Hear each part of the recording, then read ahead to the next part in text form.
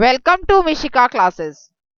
Today is reproduction in plants class number 3. I hope you like this video. If so, please like it, share it and subscribe my channel. In previous classes we have discussed about that what is the structure of seed, how seed get germinated and how the reproduction through other parts of a plant get done. Means हमने previous classes के अंदर हमने discuss किया था कि structure of seed कैसा होता है और सीड से कैसे सीडलिंग जनरेट होता है, यानी कि सीड से कैसे रिप्रोडक्शन होती है और जो प्लांट्स के बाकी पार्ट हैं वो कैसे रिस्पॉन्सिबल हैं या कैसे वो रिप्रोडक्शन करते हैं. In today's class we are going to discuss about the dispersal. आज की क्लास के अंदर हम डिस्कस करने वाले हैं कि डिस्पर्जल होता कैसे है. Dispersal, what is the meaning of dispersal. सबसे पहले हमें ये पता होना चाहिए कि डिस्पर्जल कहते किसको है. In the case of disperse seeds के केसेस में the dispersal of seeds is called as when seeds are scattered away from the parent plant. Means जब सीड स्कैटर्ड मतलब फैल जाते हैं किससे दूर, अपने पेरेंट प्लांट जो मेन प्लांट है उससे जब दूर होकर वो फैल जाते हैं तो व्हाट दे हैपन, तब क्या होता है, this is called the dispersion. इसको क्या कहा जाता है, डिस्पर्जन कहा जाता है. This is responsible to the reproduction of a plant naturally. इस तरीके से जो रिप्रोडक्शन होती है that is known as natural reproduction. इसको नेचुरल रिप्रोडक्शन क्यों कहते हैं, क्योंकि इसके अंदर जो प्लांट है, जिस भी प्लांट का गिरा है वो सीड, जिस भी प्लांट की जो भी उसकी क्वालिटीज हैं वही सेम क्वालिटीज ही दूसरे प्लांट के अंदर ट्रांसफर होती है. That is why it is known as natural reproduction and it is necessary for the healthy growth and survival of plant that the scatter of the seeds are done that away from the parent plant. ये बहुत जरूरी है that if we want, अगर हम चाहते हैं कि जो हमारा प्लांट है वो हेल्दी हो, उसके जो ग्रोथ ऑफ सर्वाइवल है, ग्रोथ और सर्वाइवल दोनों ही केसेस मीन्स वो ग्रो भी करे और सर्वाइव भी करे, दोनों ही केसेस हमारे जो मेन जो डिस्पर्सल सीड्स है, मेन जो प्लांट है उससे दूर होना चाहिए, उसकी जो सीड्स है उससे दूर होनी चाहिए ताकि so that it get proper nutrients. जो हमारा ग्रोइंग प्लांट है, जो न्यू प्लांट है, जो यंग प्लांट है उसको प्रॉपर न्यूट्रिएंट्स मिल सके. इसके लिए बहुत जरूरी है that the dispersion is occur far away from the main plant से दूर जाके गिरे. अब the question arises how this dispersion occur. अब क्वेश्चन अराइज होता है कि डिस्पर्जन होएगा कैसे, by the agents of the dispersion. This is done by the agents of the dispersal. What is the meaning of the agent? Means the sources through which the dispersion is occur is known as the agents of dispersal. वो sources जिसके through ये dispersion होता है उन सभी sources को हम क्या कहते हैं, we call them the agents of dispersal. Agents of dispersal कहा जाता है. The first of all we are going to discuss about the dispersal of seed by wind. सबसे पहले हम जिसको डिस्कस करने वाले हैं what it is called as the dispersal of seed by wind. Wind के थ्रू, इनकी एयर के थ्रू, हवा के थ्रू ये डिस्पर्सल कैसे होता है. This is done when the light seeds are carried away by the wind and the place where it drops they get germinated there. जो हल्के होते हैं सीड्स, जो लाइट इन वेट होते हैं सीड्स, बहुत ज्यादा लाइट होते हैं, जब एयर बहुत तेज हवा चलती है जस्ट लाइक अ विंड की तरह, तो व्हाट हैपेंस क्या होता है उसके साथ वो जो सीड का पार्ट है वो भी एयर के अकॉर्डिंगली, एयर के साथ वो भी फ्लो कर जाता है, मतलब वो भी उड़ जाता है. The place where it drops, जहां पर भी जाके हवा को जो थोड़ा प्रेशर है वो कम हो जाएगा तो क्या होगा, वो अल्टीमेटली वो जो सीड्स है वो गिर जाएगा. जैसे ही जहां पर भी वो गिरेगा तो क्या हो जाएगा, वहां पर कुछ टाइम के बाद if it get proper amount of air, water, sunlight and the soil. अगर उसको चारों फैक्टर्स, इनकी warmth, air, water and sunlight, चारों ही चीजें प्रॉपर अमाउंट में मिलेंगी तो what will happen, the plant will grow, plant grow कर जाएगा, द जर्मिनेशन विल अकर. अब now what are the example, I have shown a dandelion leaves here. मैंने dandelion का प्लांट आपको दिखाया है. what is the meaning of dandelion, जो आपको बीच में जो है ये that is a dandelion. it has, ये dandelion एक एग्जांपल है. the other examples are the seed of cotton, the seed of hippage, the seed of madar. these all are the examples of this the dispersal of seed by the winds. अब इनके through होता कैसे है, they have fine wings, इनके ऊपर छोटे छोटे fine wings होते हैं, fine hairs होते हैं which help the air to carry with them, जो सीड को हेल्प करते हैं कि वो एयर के साथ कैरी ऑफ हो जाए, मतलब उड़ जाए। जब वो सीड के साथ वो उड़ जाते हैं तो क्या होगा, जहां पर भी जाकर वो गिरेंगे, अगर वहां पे proper soil, air, water and sunlight है तो क्या हो जाएगा, वहां पर वो ग्रो कर जाएंगे एंड द प्ले तो प्लांट हमारा जो है वो ग्रो कर जाएगा। In this way the dispersal of seed by wind occurs, इस तरीके से द डिस्पर्सल ऑफ सीड अकर होती है।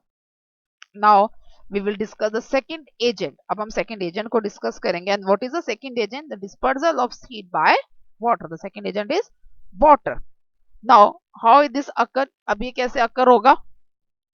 Seed of plant that grow near the water. जो seed of plant, जो भी plant है वो अगर water के पास grow करेगा, that are transported from one place to another. और water क्या करेगा, उसको transport कर देगा, उसको एक जगह से दूसरी जगह ले जाएगा। वो वाटर के साथ जो भी सीड, जो भी प्लांट्स जो है बेसिकली, जो भी सीड के साथ ग्रो करते हैं, जो प्लांट्स जो है वाटर के आसपास ग्रो हुए हुए होते हैं, तो उनके जो सीड्स हैं वो क्या करते हैं, वो वाटर में फॉल ऑफ हो जाएंगे, वो सीड्स गिर जाएंगे, तो उसकी वजह से क्या हो जाएगा, वो ट्रांसपोर्ट हो जाएंगे from one place to another. The place where it carry they get germinated there, जहां पर भी वो कैरी करेंगे वहां पर क्या हो जाएगी, जर्मिनेशन अकर हो जाएगी। मीन्स जब प्लांट्स कैरी हो रहे हैं किसके through, with the help of water, what will occur, this is called the again the germination. What are the example, I have shown the example of coconut. मैं आपको coconut का example show कर रही हूँ कि कोकोनट का plant एक trees के पास लगे हुए, तो कोकोनट जैसे इसमें फॉल गिरा तो ये कोकोनट में से क्या निकलने शुरू हो गया, स्प्राउट्स निकलने शुरू हो गए, मतलब उसमें से उसका प्लांट शूट अप कर गया, प्लांट निकलना शुरू हो गया। वाई इट इज अकर, और ये कैसे होता है, बिकॉज इसके एग्जांपल्स क्या है, first of all we have to know that, उसके लिए हमें पता होना चाहिए कि इसके एग्जांपल्स क्या हैं। The examples are the coconut tree and the lotus tree. दो प्लांट्स के एग्जांपल्स हैं जो इसके थ्रू यानी कि with the help of water, water as a agent use करके ग्रो करते हैं। First is the coconut and the second one is the lotus. अब कोकोनट कैसे ग्रो करता है, कोकोनट के जो फाइबर्स होते हैं, जो कोकोनट का जो बाहर का कवर होता है, basically it is a fibrous in nature, वो फाइबर इज नेचर का होता है। That is why it will, that fibres help the coconut to float on the water. वो जो फाइबर्स प्रेजेंट है कोकोनट के ऊपर, वो क्या करते हैं, वो वाटर वो कोकोनट को हेल्प करते हैं ताकि वो वाटर के ऊपर फ्लोट कर सके और एक प्लेस से दूसरी प्लेस तक वो इजीली ट्रांसपोर्ट हो सके, जा सके। और the second example that is a lotus. अब लोटस कैसे ग्रो करता है, लोटस का जो फ्रूट होता है बेसिकली, जिसके अंदर उसके सीड्स प्रेजेंट होते हैं, that having a spongy nature, वो किस कैसा नेचर में होता है, वो स्पॉन्जी नेचर में होता है। और स्पंज की नेचर होने की वजह से it get again it will float on the water, इसी वजह से वो क्या करता है, वो फ्लोट हो जाता है वाटर पे, दैट इज स्पंजी नेचर। तो अगेन दोनों ही रीजंस मतलब रिस्पॉन्सिबल हैं, एक फाइब्रस इन नेचर, दूसरा है स्पंजी नेचर। जो भी प्लांट्स, जिनके भी फ्रूट्स बेसिकली, जिन प्लांट्स के फ्रूट्स जो बेसिकली स्पंजी इन नेचर होंगे या फिर जो फाइब्रस इन नेचर होंगे, they both transported from one place to another, दोनों की दोनों ही ट्रांसपोर्ट हो जाते हैं एक जगह से दूसरी जगह तक। और जब वो ट्रांसपोर्ट होते हैं तो व्हाट विल हैपन, तो क्या होता है, they get germinated where they get the soil, air, water and warmth, जहां पर उनको soil, proper amount of soil, air और वाटर, जो सारे फैक्टर्स उनको मिल जाते हैं, तो वहीं पर क्या हो जाती है, पॉसिबल हो जाती है, the germination will possible, germination possible है, रिप्रोडक्शन पॉसिबल है। Now we will discuss the next agent.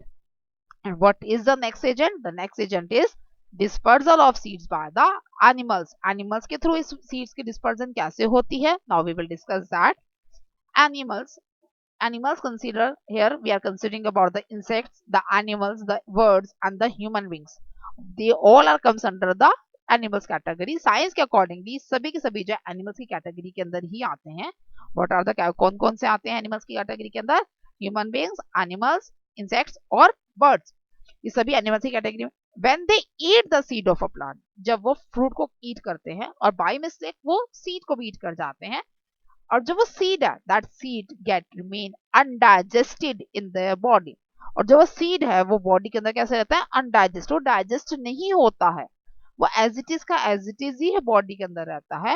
And the place where it comes out of their body, और वो जगह जहां पर वो फीसिस प्रोवाइड करेंगे, अपने फीसिस देंगे, और क्या होगा उसमें से, उसमें क्या होगा, जब प्लेस जहां पर वो सीड में बाहर निकलेगा, दे गेट जर्मिनेटेड देयर, वहां पर क्या होगी, जर्मिनेशन पॉसिबल है।